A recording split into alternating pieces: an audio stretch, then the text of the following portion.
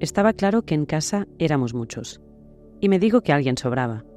Yo era la quinta de 6 hermanos, y según decía nuestra madre, llegué al mundo porque Dios lo quiso, y hay que aceptar lo que Él nos manda. María, que era la mayor, hacía más de ama de casa que nuestra propia madre. Josep era el primogénito, y Joan estaba en el seminario. Los 3 menores, había oído decir un montón de veces, dábamos más trabajo que beneficio.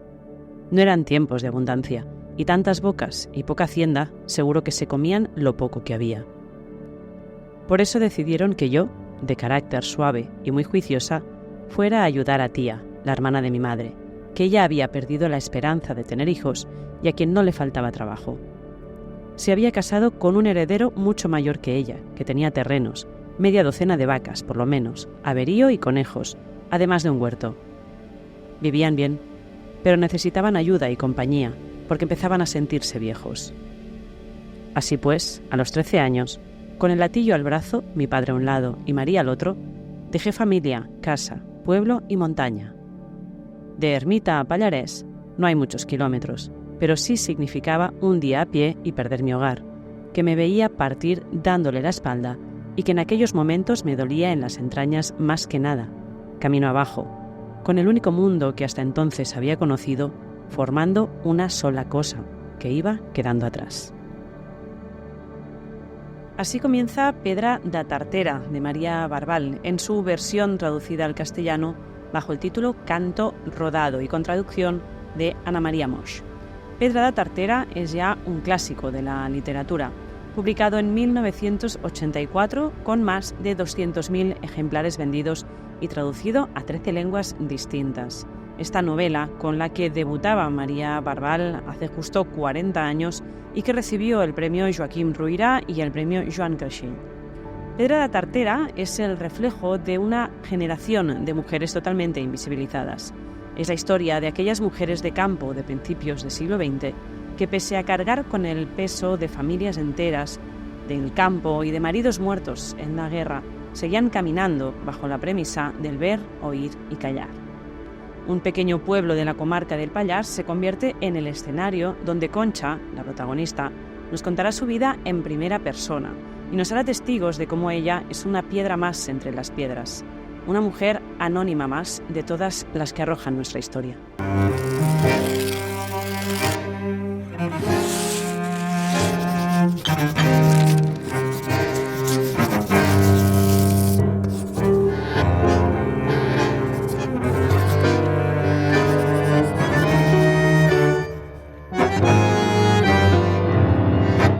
María Barbal, muchísimas gracias por venir a De Puño y Letra, a este pequeño saloncito literario que tenemos aquí organizado. Muchísimas gracias. Encantada de estar aquí. Gracias además por venir en un año... Hacíamos un poco de debate antes de empezar a grabar, el 40 aniversario todavía no, de Canto rodado de Pedra da Tartera, pero casi, porque fue en diciembre del 84 cuando llegaba este primer reconocimiento, ¿no? en forma de premio. O sea, este diciembre hará 40 años de ese premio y el año que viene se celebrarán los 40 años de esta obra literaria que ha llegado a tantísimos lectores y ha cosechado tanto éxito. Esperaba de alguna manera este éxito cuando se estrenaba como novelista, de hecho, ¿no? Por descontado que no.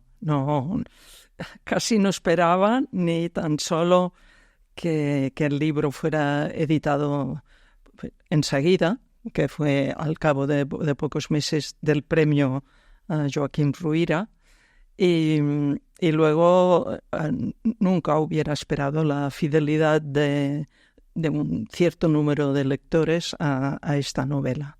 ¿Qué cree que ha cautivado qué es lo que ha cautivado a tantos y tantos lectores alrededor del mundo? Porque son 13 lenguas, si no me equivoco, a las que ha sido traducido. No sé si me he dejado alguna, pero son muchas lenguas. En cualquier caso, ¿qué cree que ha enganchado al lector?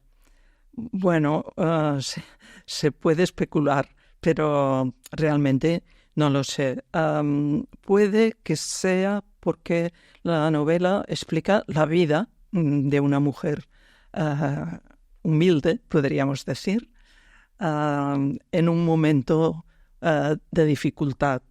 O sea, antes de la Guerra Civil Española, durante y posteriormente justo la posguerra, que significará la migración del campo, de montaña a ciudad.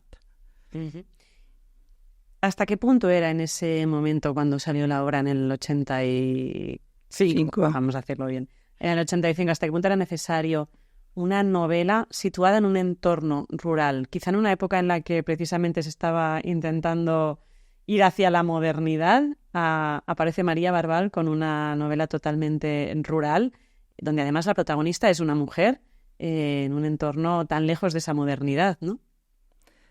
Bueno, porque normalmente no hay una idea prevista de en qué momento se encuentra la literatura en el país y qué estás escribiendo. Yo escribía porque necesitaba explicar esa historia, me había afectado profundamente y buscaba de alguna manera comprensión, buscaba una justicia poética porque sabía que no podía ser de material y verdadera, pero claro, no pensaba ni sabía tan solo en qué momento literario me encontraba, aunque luego comprobé que el hecho de ser una novela rural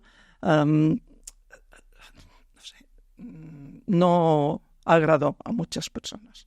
Parece que no acabó de encajar, como que en medio de la modernidad ahora aparezca esto aquí, ¿no? Exacto, sí. ¿Y qué te llevó hace casi 40 años a poner precisamente a un perfil tan invisibilizado como el de una mujer rural, que además ha vivido una época, o le tocó vivir una época trágica, como a muchas otras mujeres que perdieron a sus maridos en la guerra? Esta persona que forma parte de una masa tan grande y tan amplia, ¿qué te lleva a decir, pues esta va a ser la protagonista de mi historia? ¿Quién es Concha? ¿Cómo aparece en esa mente? Bueno, aparece de una manera muy realista, o sea, de alguna manera es parte de la historia del lugar de donde yo soy. Uh-huh. Yo he nacido en el Pallars y mis padres eran del Pallars pirinaico, podríamos decir. Yo ya soy del Pallars pre-pirinaico, es decir, algo más al sur. Uh-huh. Pero entonces la novela surge porque yo conozco una serie de personas, de familias que han vivido ese trauma y que luego normalmente han emigrado a la ciudad, porque las circunstancias eran casi insostenibles económicamente y en todos sentidos, a permanecer en esos pequeños pueblos de las valles pirinaicas después de la guerra civil.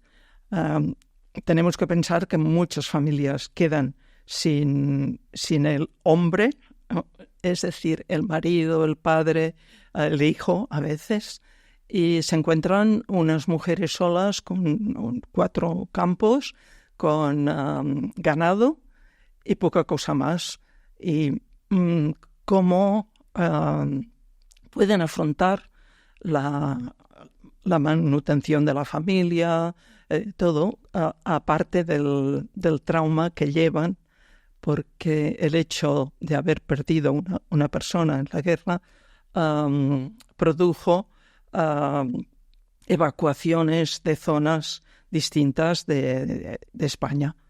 O sea, desde Lleida, por ejemplo, se va a Aragón, a Huesca, de Huesca van a Olot, etcétera, ¿no? Eso se produce y entonces estas personas están en una situación psicológica, social y económica que es inferior a 0.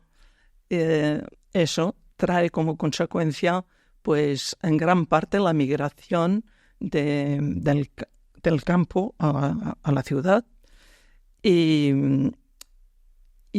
otras consecuencias más graves, pero de evolución más lenta.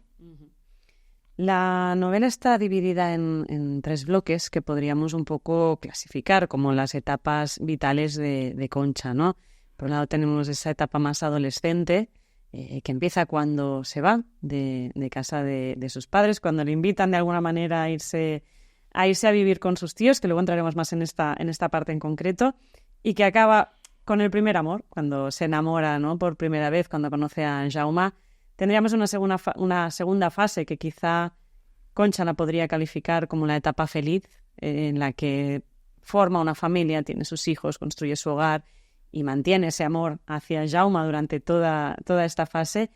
Y una tercera etapa mucho más dura, mucho más triste, que es cuando aparece la guerra y un poco todo se acaba de deshacer, ¿no?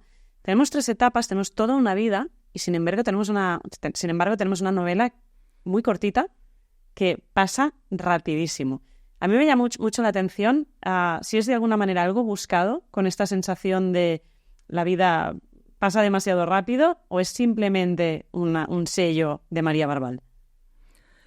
Bien, podría decir que seguramente no era en ese momento capaz de escribir ampliamente sobre ese tema, sobre esos personajes que en gran parte eran copiados de personas reales que yo conocía.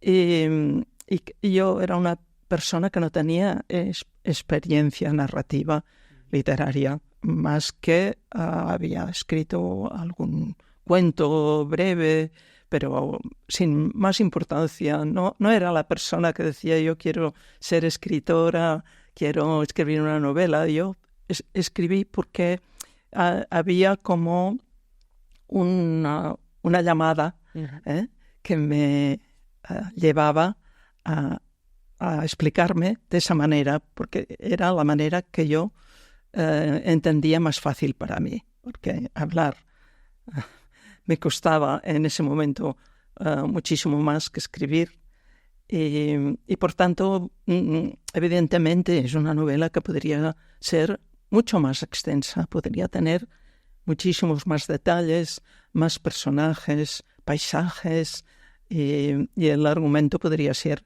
más rico, más como un gran árbol con ramas y hojas y de todo, frutos, etcétera.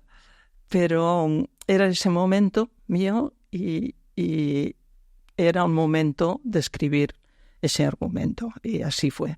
Y salió así, pero de alguna manera fue más la necesidad de compartir esa historia la que generó que acabara existiendo Piedra de Tartera y no la necesidad de voy a escribir un libro. Es una forma muy bonita en realidad, ¿no? Es la necesidad absoluta de compartir algo que estaba ahí dentro.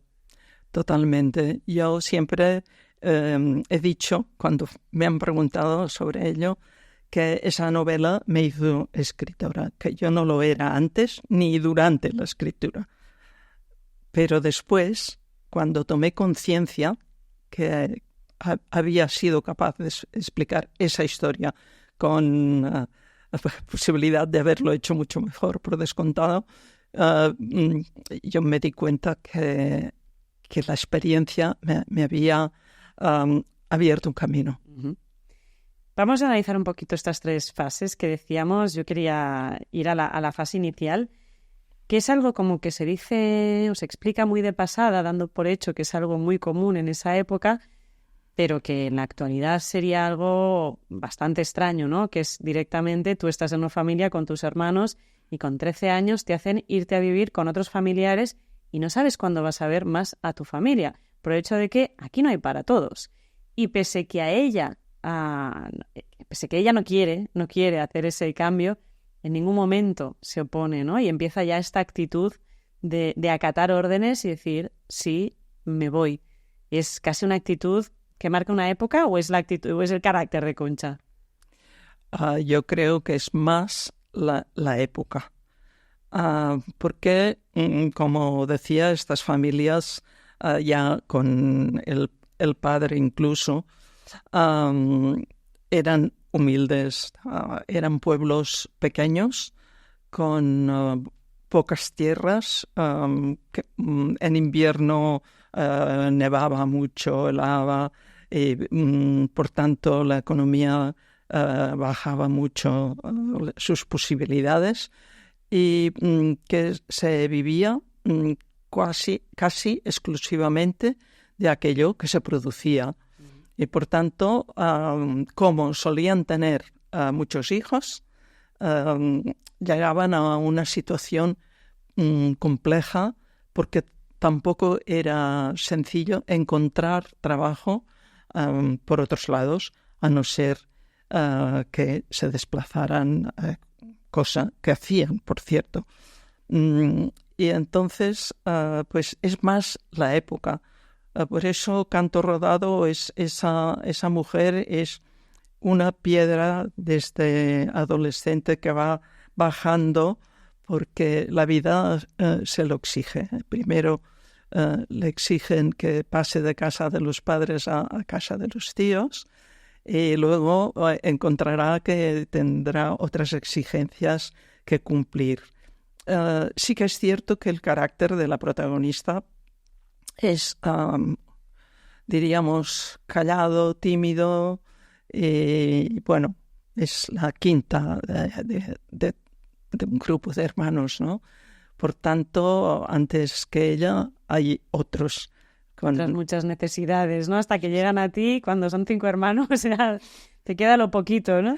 Exactamente, sí. En la segunda fase es cuando nos adentramos más en el tema del amor. Al final de la primera parte conoce a Jaume, se enamoran totalmente y ahí ya se establecen, se casan, tienen hijos. Es esta segunda fase que decíamos, un poco más vinculada a la felicidad, o a lo que ella vincula que es la felicidad según la época, ¿no? Que al final la misión, por así decirlo, era casarse y tener hijos. Pero me llama mucho la atención cómo idolatra de alguna manera a Jaume, esté o no esté más presente, porque trabaja muchas veces fuera, pero tiene casi una dependencia emocional hacia Jaume, lo idolatra totalmente, y me hacía pensar mucho en esto que a veces hablamos o nos hace pensar, si yo pensaba en mis abuelos, por ejemplo, ¿no? Esta cosa de idolatrarse el uno al otro durante toda la vida. Ya ves este nacimiento en Concha, y que seguramente en las relaciones, en el amor actual, no tiene nada que ver. Claro, porque todo era antes mucho más simple, las posibilidades eran infinitamente más pequeñas o menores en cantidad que ahora, y por tanto, bueno, tiene un sentido que fuera así.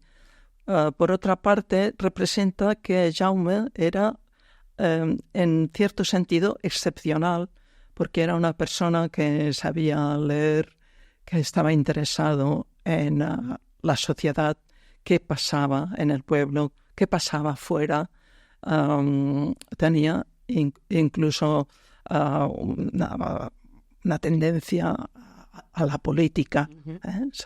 Y eso, claro, para Concha, que había ido poco a escuela, y sería en invierno porque en verano era preciso trabajar, pues es una persona superior para ella en relación a conocimientos, decisión, etcétera. Y además, naturalmente, es un hombre, estaban mucho más marcadas las diferencias de sexo en esos pueblos, también porque en realidad eran patriarcales al 100%, porque en una casa donde solían vivir 2 o 3 generaciones, quien mandaba era el abuelo, no el padre, era el abuelo.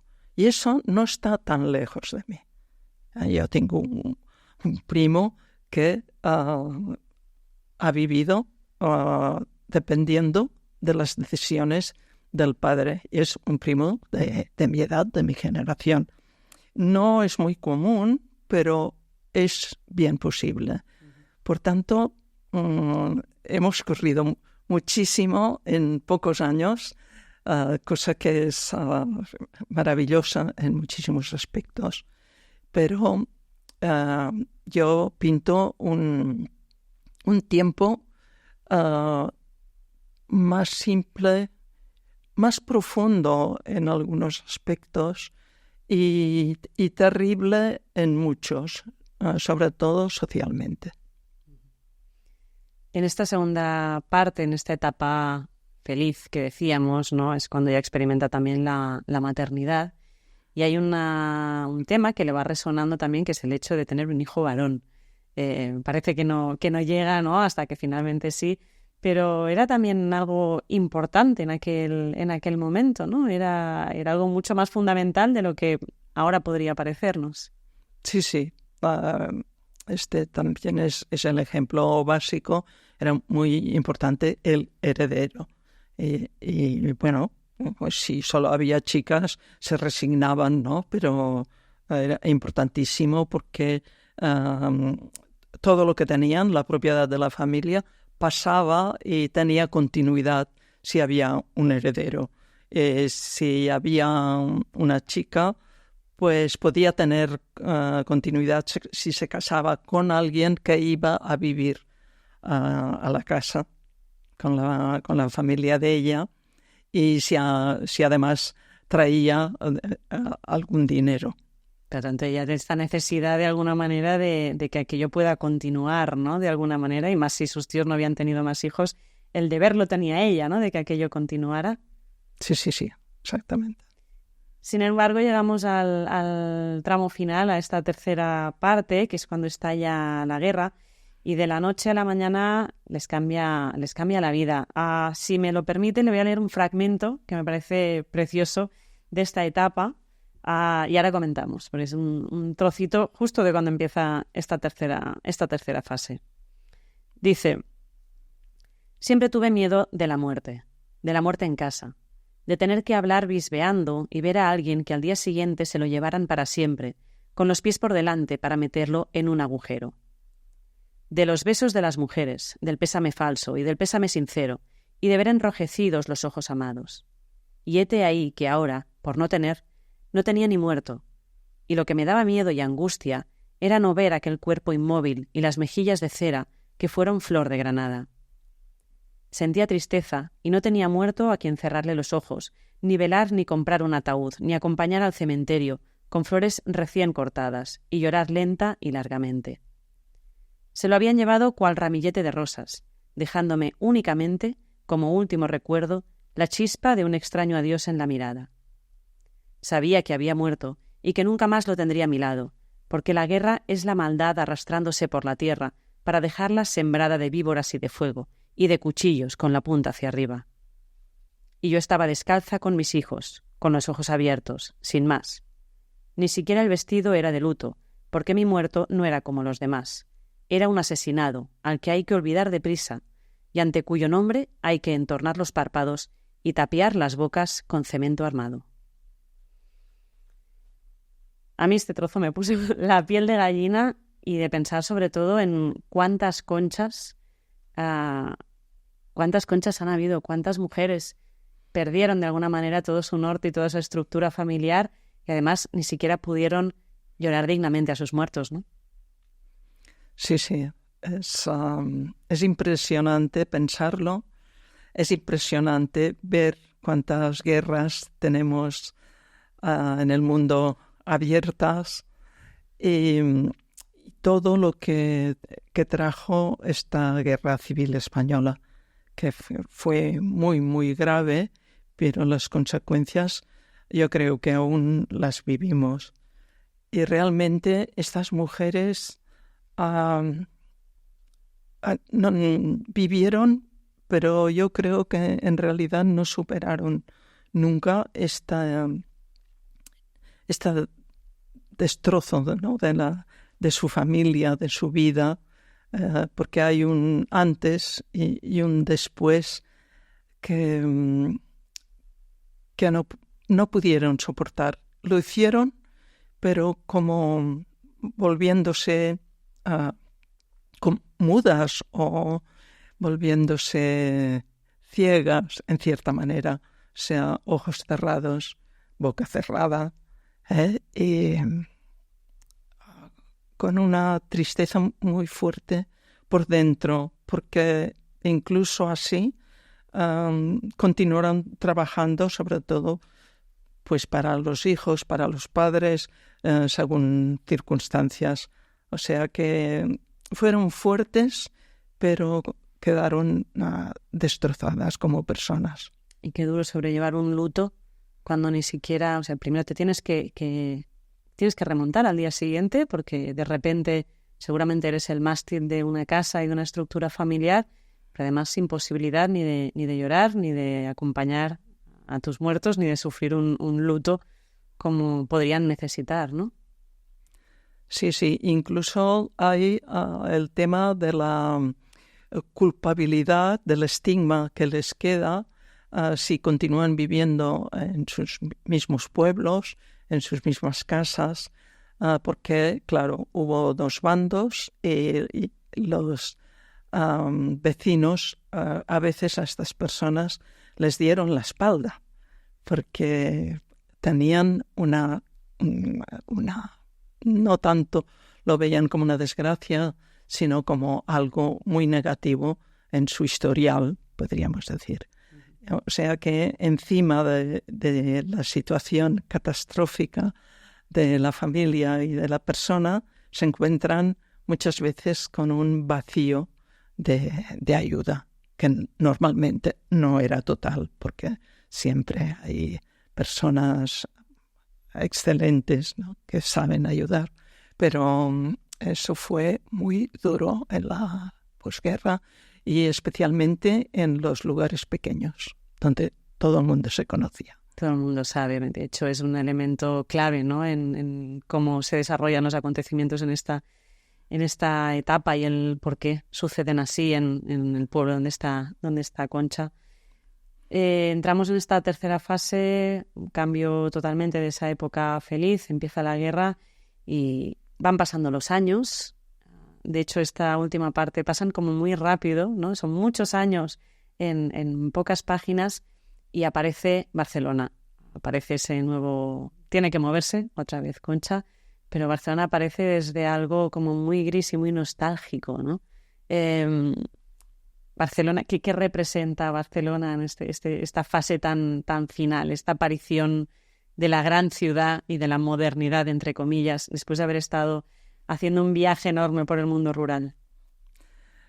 Bien, Barcelona para el resto de la familia supone una esperanza, porque el hijo menor, su mujer, los nietos, pues podrán tener muchas más facilidades para ir hacia adelante, para trabajar, para tener instrucción, atenciones médicas, etc.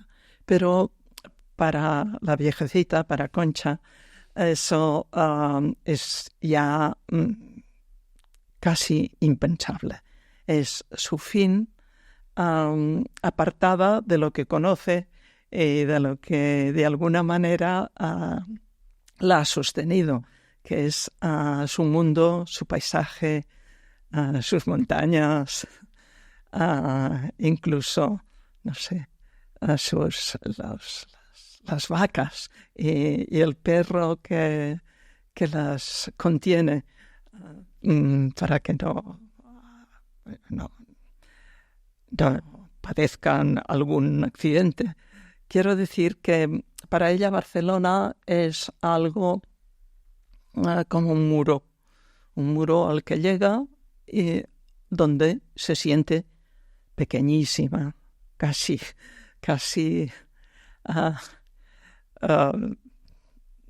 no sé cómo expresarlo, enanita, porque es algo, un mundo que no conoce, que va mucho más deprisa que ella, que apenas entiende, y lo único que le queda son las personas de la familia.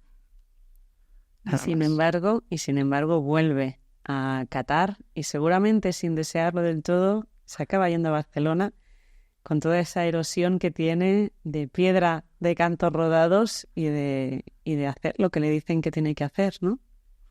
Sí, sí, es el momento en que la piedra ya ha llegado al mar, podríamos decir, bueno, ha parado de descender. Y allí se encuentra la gran ciudad, ¿no? Que para muchos es vida y para ella es el final. Pedra de la Tartera, menudo viaje. Menudo viaje ha sido leerlo y qué homenaje más bonito de alguna manera a toda una generación de mujeres olvidadas, por decirlo de alguna manera, ¿no? O poco protagonizadas en este sentido. Llegamos al final de la entrevista, eso sí, antes de acabar, le voy a pedir si nos puede dejar una recomendación, algún libro que haya leído durante las últimas semanas, el último año, da lo mismo, que le haya removido un poco y que diga, os lo dejo de recomendación. ¿Cuál podría ser? Podría ser de Maggie O'Farrell, El retrato de un matrimonio. Pues nos quedamos con este apunte, con esta recomendación de María Barbal, para irnos después a la biblioteca a ver si lo encontramos. Y de verdad, muchísimas gracias por acompañarnos hoy aquí en el saloncito, por este viaje que es este libro y de verdad, por hacerlo en una fecha también un poco medio de celebración. Insisto, nos esperaremos a diciembre para celebrarlo del todo, pero que ya lo tenemos ahí. Muchísimas gracias. Ha sido un placer.